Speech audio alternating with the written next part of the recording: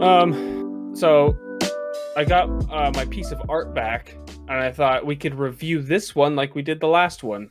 All right, I'm down. We got another half hour, Cool. 20 minutes, but yeah. Yeah. Um, so this time around, um, this is like the last one we reviewed. That wasn't like the finished product. This one is a finished product. This is the final version. And then, if you want, I can go into details about like what all this stuff means. All Are right, you looking? first thing Are that you look? comes to mind is the first two things I want to ask is What's why up? is her legs wrapped up and what is the mark on the leaf? Okay, so the mark on the leaf is her family sigil. Um, it's like a crescent moon with a couple other like just swooshes.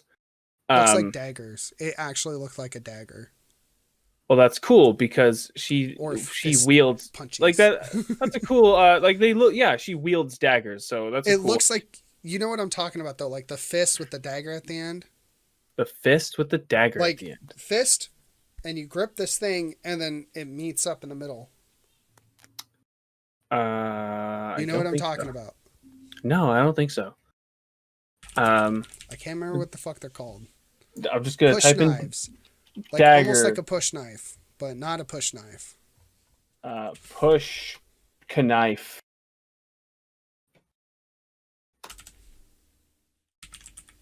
Push knife. Oh, okay. So kind of like a push knife, but not a push knife. But it's like a fist gauntlet thing. I don't know how else to describe it. Is it like Assassin's Creed? Yes, but no. More like Okay. I don't know how to describe it. Uh, Imagine is it? a giant metal glove except a spike.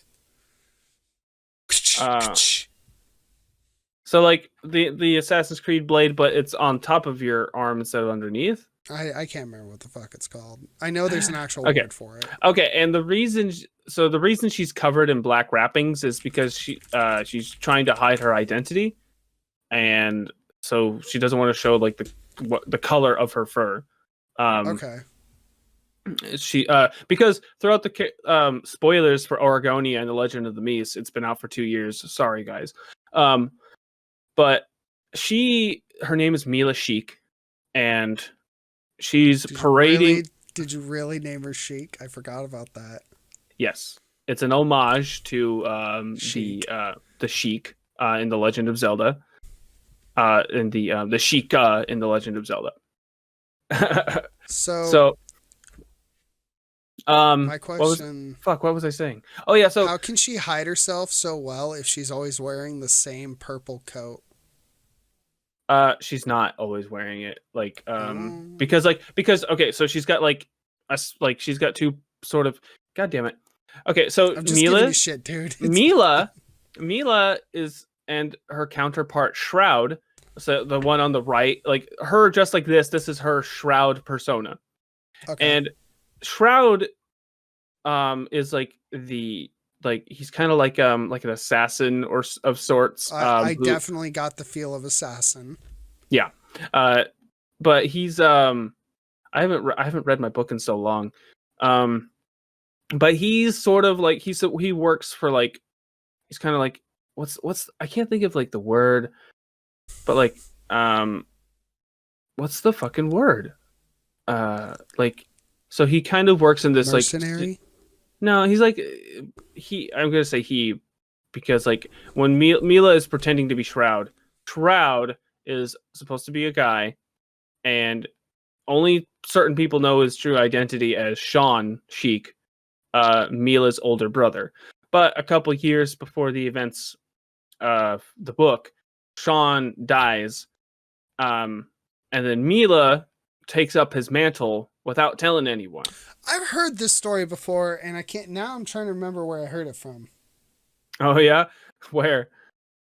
You have no idea? It's Because so I fucking don't. it's like on the tip of my brain.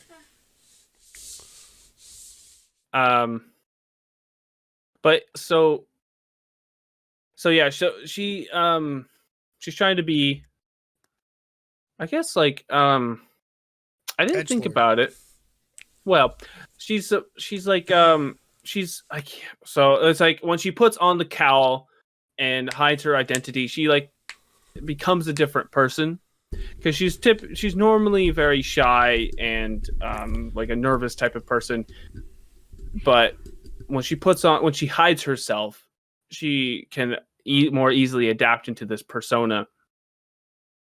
And the only critique I have, like in general, it looks cohesive and whole, is the helmet. It's not a helmet; it's a hood.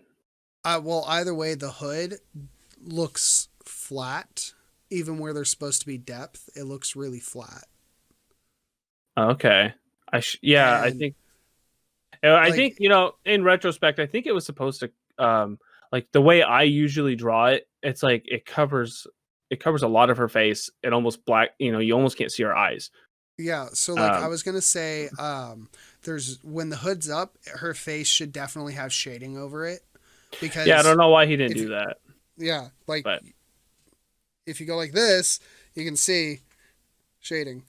So that's the hood. That's the only thing. That's the only thing I can see, and I can understand because that's a lot of texturing on the hood to sit there and try to give it the depth.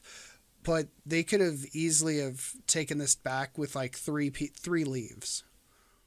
One big one down the middle, so it has the little hood I completely and then two going like this. And then I completely agree. Like and I should have said something, but I didn't. I was just so happy with what I got.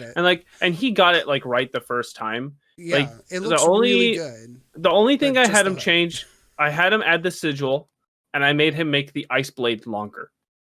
So she can she doesn't have like perfect control over water like a waterbender would, but she can manipulate and freeze water to a certain degree, and she makes ice blades. I don't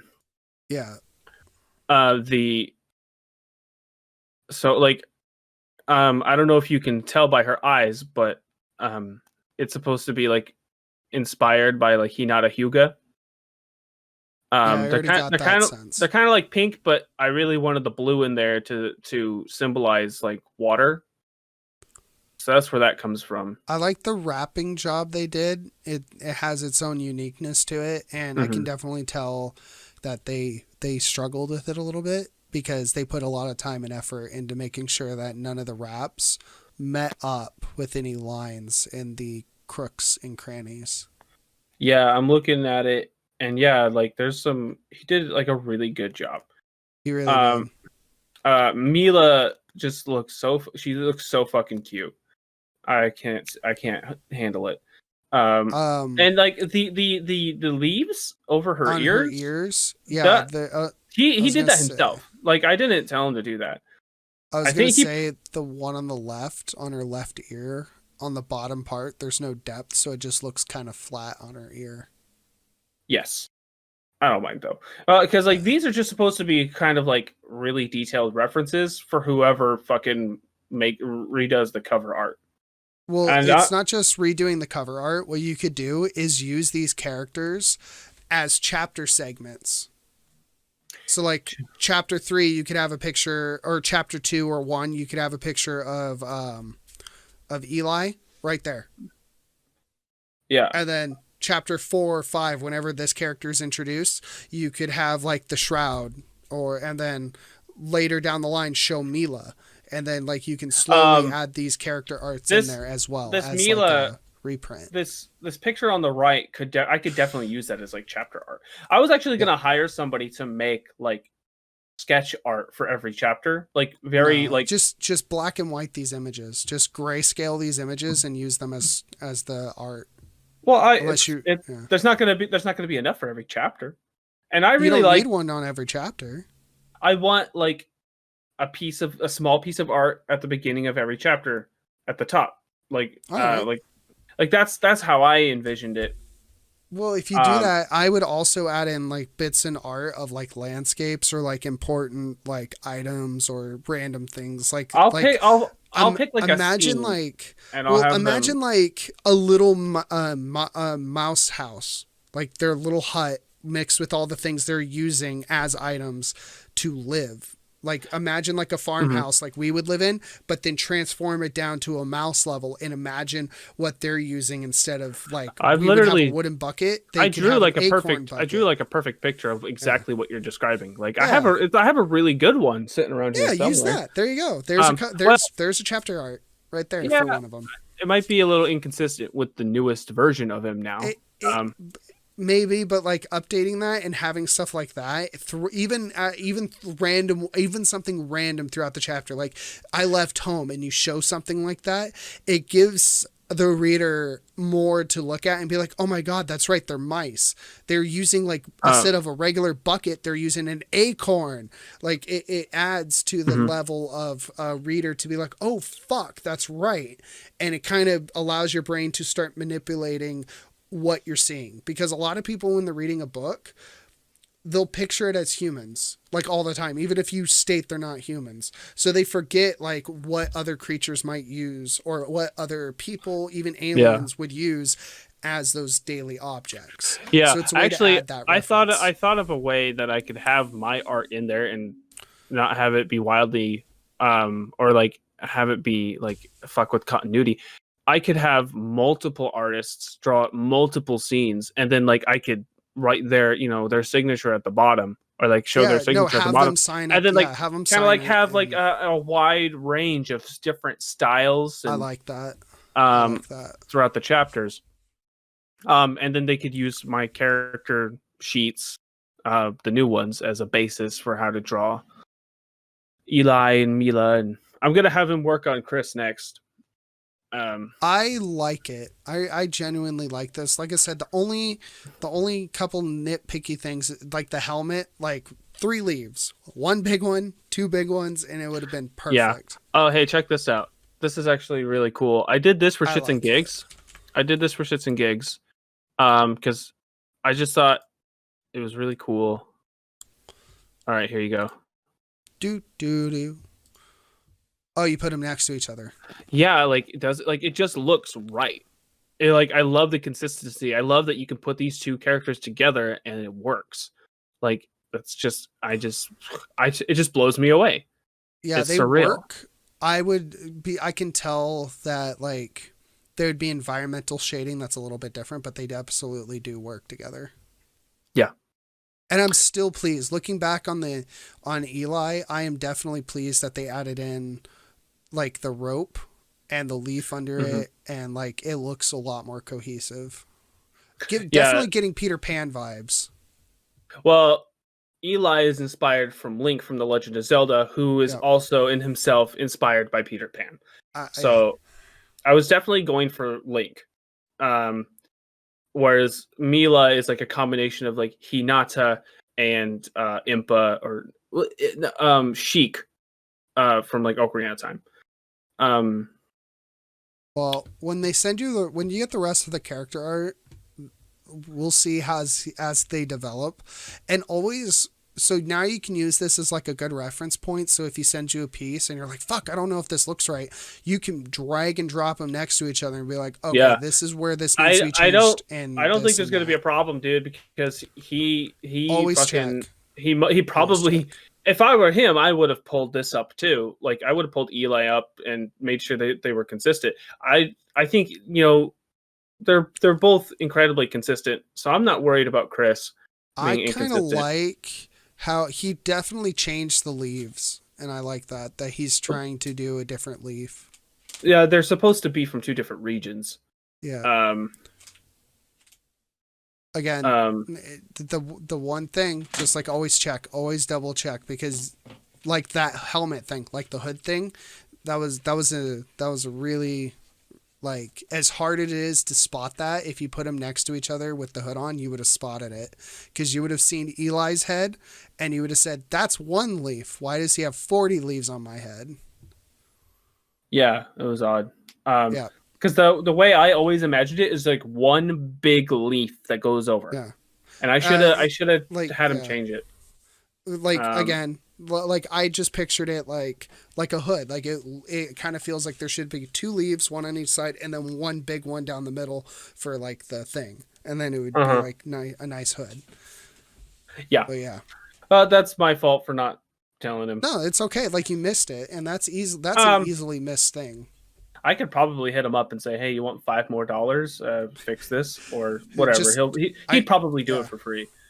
yeah. Um, Hit him up. Maybe he'll change it and be like, "Hey, I didn't notice this until later. I don't mind giving you like $5 to take some time and redo it, but you know, just yeah. quickly change the hair." I like it Um, though. It's coming together. I can actually see you. I could see you hiring them to do like a comic strip, like turning your book into an actual comic set. I mean, if I had the artistic skill, I would make all of my stuff comics, or animations or Practice. something. Um, Practice on well, stream. Make it a day every a couple of weeks. well, I think going forward, I'm going to so I'm going to stream a game for a couple hours. Like Kingdom Hearts 3 is the one I'm currently playing. Yeah. Having a ton of fun.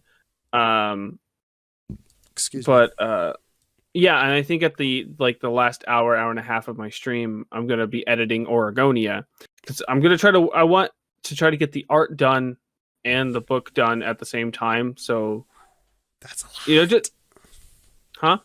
That's a lot. Well, I mean, because no, somebody else will be doing the art, and Oh. I'll be editing the book, and then hopefully, because it's gonna if I hit him up like every week.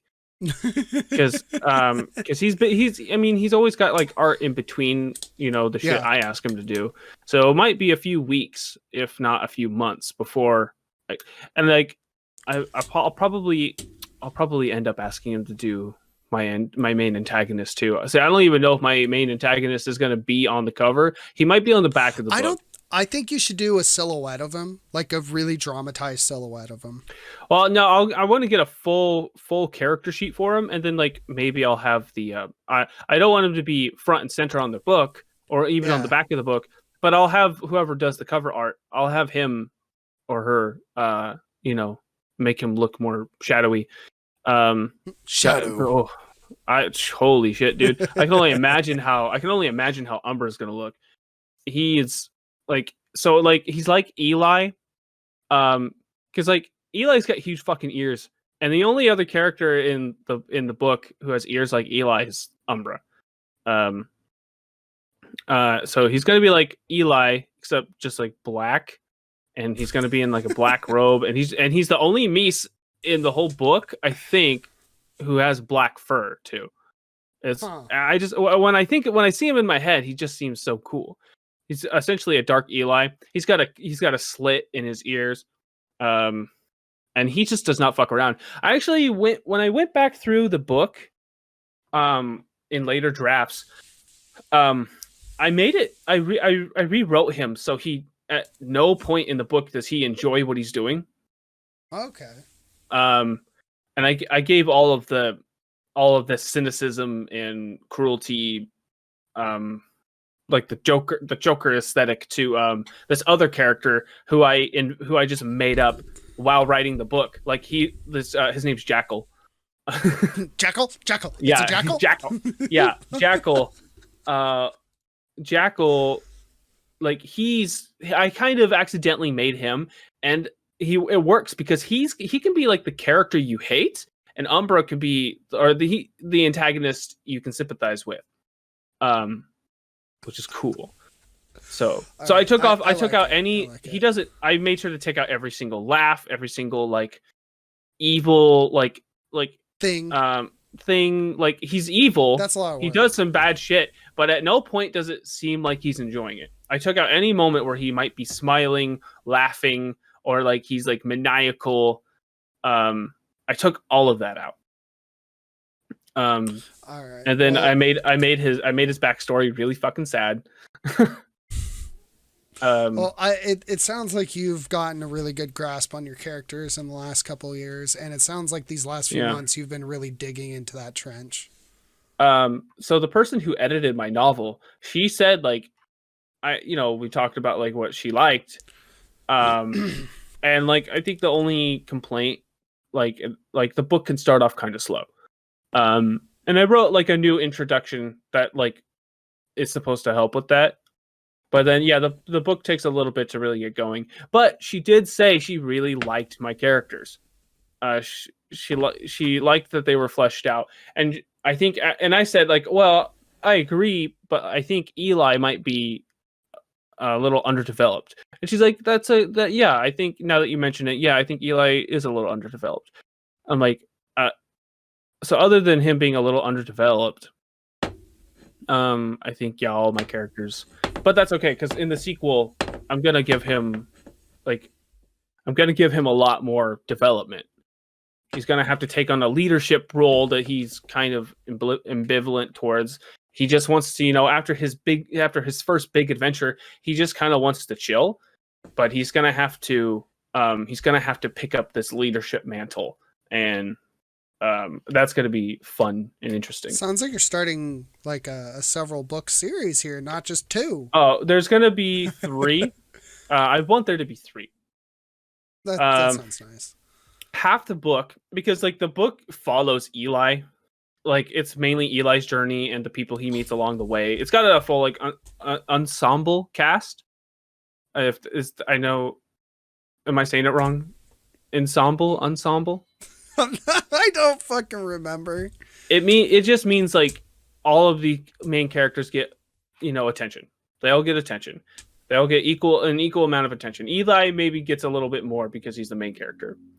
And so, but for the second book, it's going to be 2 sides. It's going to be Eli, and spoilers for Oregonia, but the second half of the book that's going to be happening like every other chapter, every other chapter, is going to be Umbra and his journey.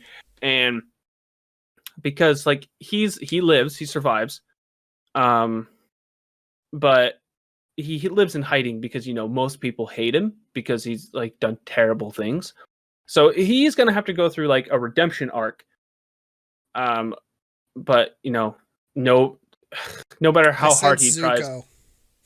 It's like Zuko, except Zuko didn't do nearly as bad shit as Umbra did. Umbra tried he tried to suffocate the world with a volcano. So all right, well, we're gonna have to cut it here. Okay. We're gonna have to pick up more on your book next podcast. Like, write it down. Next podcast, we'll talk about your book a lot more on your second one, because I am interested in that. I see. Like, it's like I just have some concepts and like general ideas. There's no like in-depth outline or anything like that. Because I want to finish Silent Drifter, and I might go back to doing Fate Reforged after Silent Drifter. Jesus.